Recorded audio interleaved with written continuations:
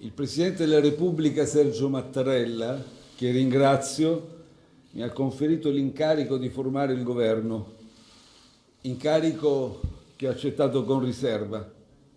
Oggi stesso avvierò le consultazioni con tutti i gruppi parlamentari e all'esito di questo confronto mi dedicherò a elaborare un programma insieme alle forze politiche che hanno espresso il loro sostegno a favore di questo nuovo progetto politico. Il futuro governo giallo-rosso nasce così, con Giuseppe Conte che alle 9:30 varca la soglia del Quirinale per incontrare Mattarella e ricevere l'incarico.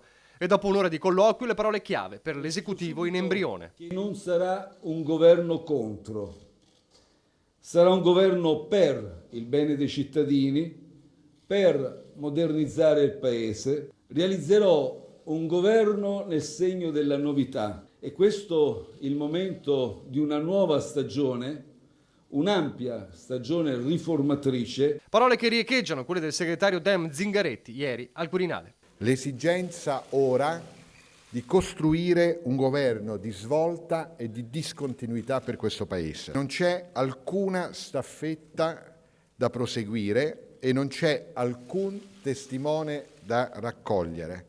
C'è semmai una nuova sfida da cominciare. Fare subito, fare in fretta, questa è l'indicazione di Conte. Ci separano poche settimane dall'inizio della sessione di bilancio, dobbiamo metterci subito all'opera per definire una manovra economica che contrasti l'aumento dell'IVA, che tuteli i risparmiatori, che offra una solida prospettiva di crescita. Ora però si va al vedo, creare la squadra di ministri. Tempo fino a lunedì per sciogliere le riserve ed è qui che il terreno può farsi minato. Chiederò che il percorso di formazione del nuovo governo parta dalla creazione di un programma omogeneo. Solo dopo aver ben definito tutte le cose da fare insieme si potrà decidere chi sarà chiamato a realizzare le politiche concordate.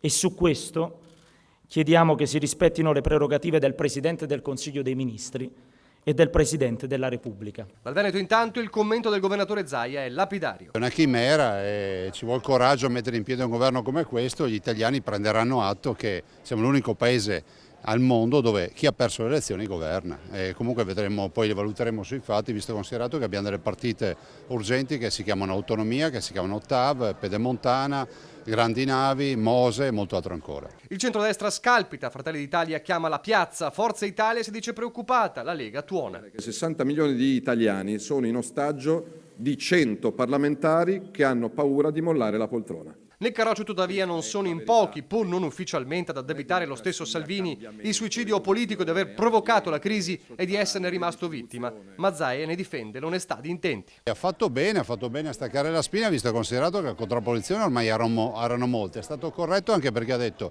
se i no si trasformano in sì noi ci siamo, ma evidentemente i no resteranno no.